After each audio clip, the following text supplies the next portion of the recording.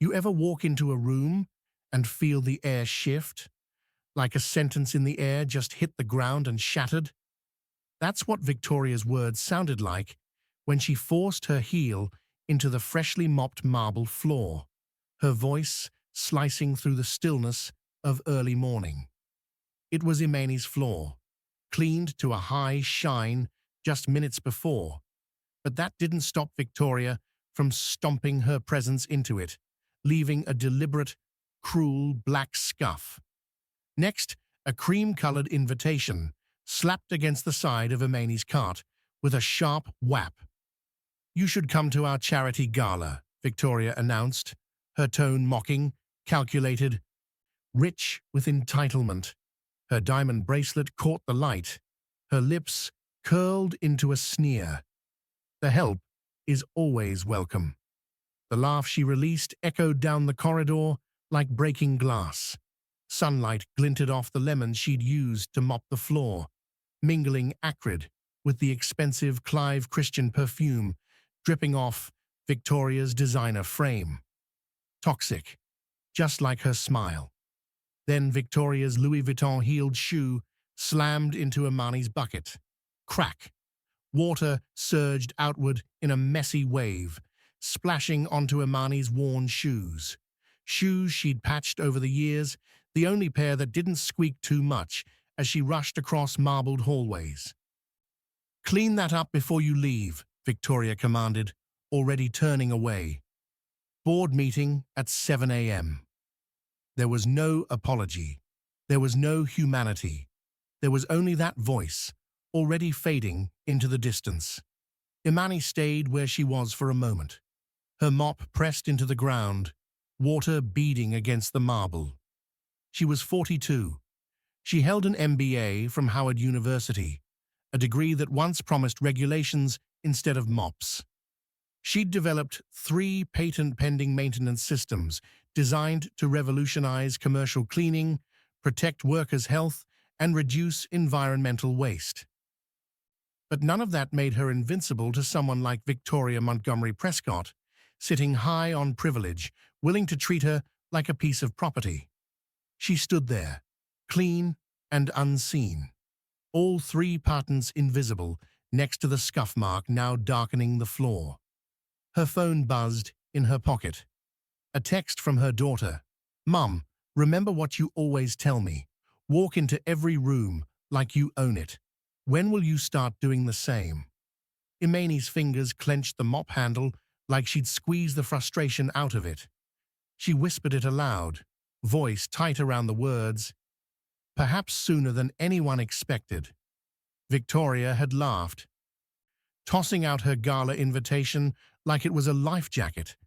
At $5,000 a plate, it was a trap disguised in charity. Victoria sneered, "I was just being inclusive, board diversity initiative, and all that." Imani said nothing as she crouched to trace the scuff mark with a cloth. Some stains, she thought bitterly, ran deeper than the marble, deeper than that corridor, deeper than any boardroom. Her job was to be invisible. It let her do things others didn't.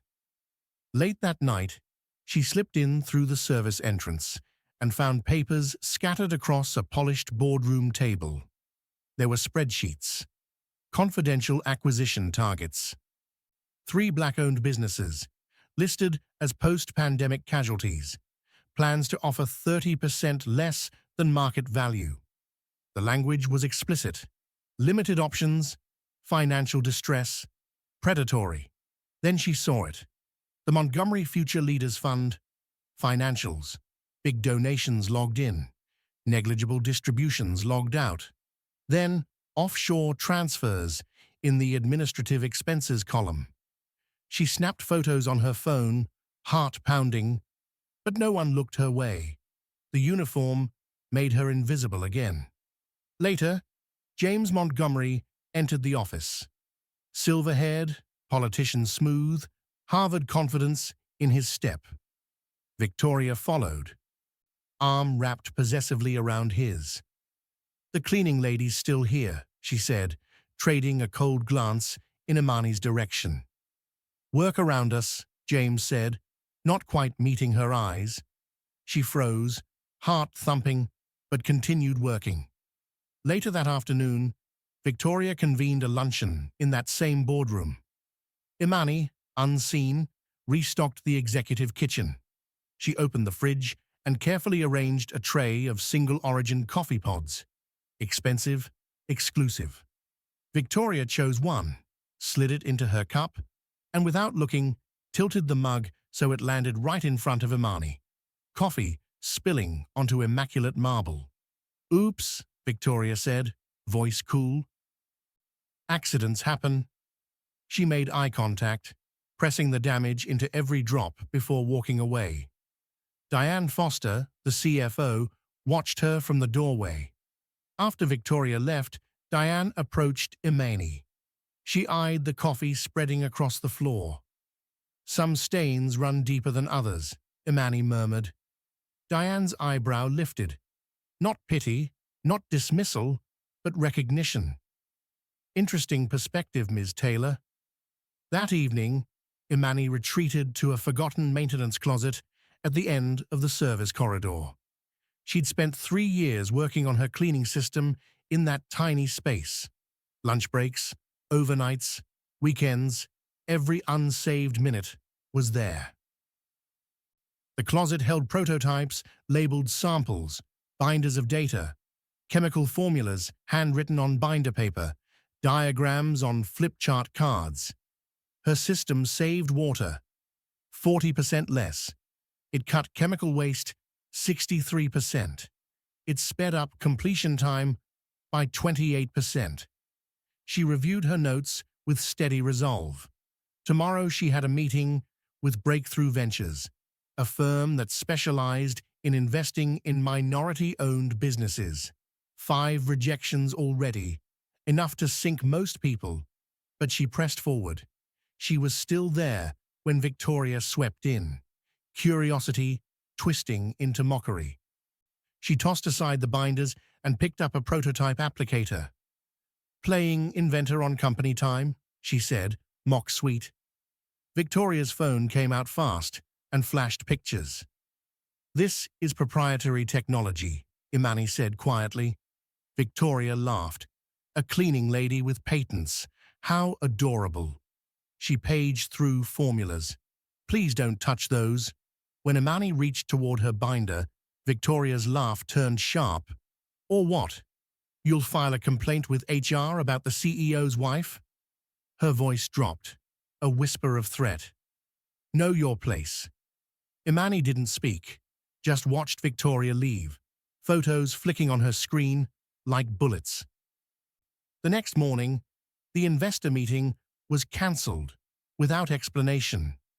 By afternoon, Montgomery Industries announced their new sustainability initiative, featuring Victoria as the innovator behind environmentally responsible cleaning methods. Imani's system repackaged. That afternoon, Imani caught Victoria in the executive restroom. The woman was doing her makeup, calm, dismissive. "You stole my work," Imani said, blocking the door with quiet fury. "I have documented proof," she added, throat raw but steady. Victoria turned to her. Who would believe a cleaning lady invented this over the CEO's wife? The recording in Imani's pocket captured it all. "Know your place," Victoria hissed. "Cross me again." Prestige loses more than just this contract. 3 weeks later, another gala. Imani's assigned to serve champagne. She watched Victoria on stage, delivering thanks for solutions from underprivileged communities. Imani hovered with a tray, invisible. Victoria waved her forward. "Everyone, meet my inspiration," she said, shoving Imani forward like she was an exhibit. "She's shown me how the underprivileged can be helped by my vision." Applause bloomed. Victoria started. Perhaps she could demonstrate the proper technique. Imani stood motionless. "She's shy," Victoria tossed at the room. Later, Diane came to Imani in the corridor. "Those chemical formulas, I've seen them before. in patent filings. She paused, handed over her private number. Call me. The moment Imani left, deprived of breath, Diane's recognition sparked a wire of hope. She thought, maybe this is the inflection point. That evening, Diane and Imani met in a coffee shop 10 blocks away. Quiet, neutral ground. Diane faded out of corporate formality. Jeans, sweater, hair pulled back. She placed a portfolio on the table. Inside were records, foundation cash flow, offshore account details, bogus board minutes. Victoria's name attached to every fraudulent entry. Diane's voice was calm. Sometimes the most powerful position is the one nobody notices. Imani gripped the phone with her patent documents. Diane peered at them. Her expression changed. Recognition. Gratitude. They think we're invisible, Diane said. That's about to become very expensive for them. They forged a plan. Imani called her pro bono patent lawyer, filled out more documentation, rallied classmates and former executives Victoria had undermined or displaced. Alliances formed. Strategies took shape. The next gala arrived. But this time, Victoria's grand entrance landed flat. At 8:17 p.m., 17 minutes into the event, Imani stepped through a gilded entrance of the ballroom in a midnight blue gown, hair up, silver threads shimmering, small diamond studs. The room froze. The quartet suspended mid-note. Victoria's smile cracked. Diane materialized next to Imani. All eyes turned. Diane introduced, Victoria, may I introduce Imani Taylor, my special guest and potential business partner. Victoria's face went blank. She's our cleaning lady, Victoria began. Imani met her eyes. I'm not here to clean. I'm here to collect. Conversations rebounded. Curious whispers followed her as she walked past VIPs who suddenly noticed her for the first time. Victoria tried damage control. Temporary consultant. 0 credit. But the damage was done. James Montgomery finally noticed. He approached, confident handshake. Imani mirrored grace. We've met before, she said calmly. Several times. I've cleaned your office every night for years. Before that, you rejected my application. She paused. The view, well, it's different from here, he sputtered. I'm afraid I don't. Imani pressed on. Your wife's sustainability initiative. You do know it's my technology, right? I'd like to discuss licensing agreements. James paled, flanking himself toward Victoria, who was stiff as spilled champagne. Board member Harriet Williamson stepped in. Mr. Montgomery, perhaps one-on-one isn't appropriate right now. Everyone tensed. Imani continued, I'm a Howard MBA with 3 pending patents. My system is yours or mine. Let's talk licensing. Voices clicked at the shift. Victoria clenched her jaw. The board began whispering, decision timers flicking on. In the adjacent conference room, Imani laid out her patents with clarity, confidence. Diagrams, chemical formulas, environmental impact charts. She explained reduced toxic runoff by 82%. Labor hours cut by 1/3. Board members leaned in. Diane's nod said, yes. James whispered, preposterous. Harriet intervened. Ms. Taylor's proposals deserve serious review. She spoke of necessary verification and market assessment. Imani responded, I come prepared. Robert Chen said, you came prepared. She had. She'd been building this case for years. Victoria fled, heels echoing down the corridor, her dignity gone public. In the main ballroom, the board issued a statement. A thorough investigation, plus guarded approval of Imani's initial terms. Investors circled her afterward. Journalists piped in. The tables turned. 3 months later, everything shifted. The fund collapsed under SEC scrutiny. Victoria was exposed, offshore accounts frozen. Criminal charges for charity fraud and attempted IP theft followed.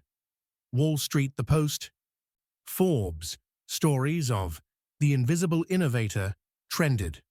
Stock wobbled but rebounded under Diane's interim leadership.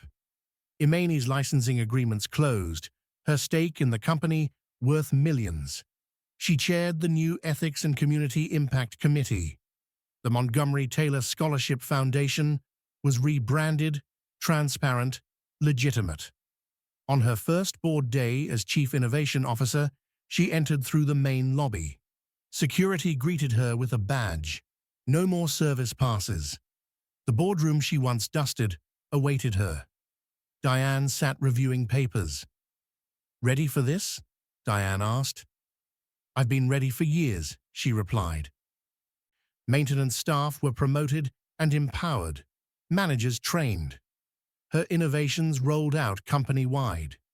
Communities she'd once passed cleaning carts in now had representation in acquisitions. She turned the Ethics Committee's first meeting into a model of fair development. The same board that ignored her now asked for her guidance. Months later, in a ballroom, she delivered the keynote at her own foundation's inaugural grant ceremony. "True power," she said, "is not in where you start. It's in refusing to be defined by it." The foundation funded 17 startups. Doors opened. Systems changed. Corporations began adopting what became known as the Taylor model: accountability, empowerment, sustainable innovation. Later, she approached a young woman in uniform near the service entrance. She said quietly, "Enjoying the event?" The woman straightened. "Yes, I'm Imani Taylor." A handshake. "I know who you are," the woman said. "We have an entrepreneur workshop next Tuesday. You belong." The invitation pressed into trembling hands. At home, she straightened a picture of Pinnacle Tower under construction, something she'd once dusted without notice. The reflection in the boardroom window no longer revealed an invisible worker, but a powerful executive. Her phone buzzed, Tasha reminding her, "Don't forget to sleep." Imani smiled. The CEO had to rest sometimes too. Tasha had graduated, joined a minority-owned investment firm, making space, mothers and daughters breaking ceilings. 3 years ago, Imani cleaned those windows under the moonlight, never seen. Now, her reflection shone back at her. The woman beneath the uniform finally allowed to be seen. The question lingers: will you stay invisible, or will you insist on being unstoppable?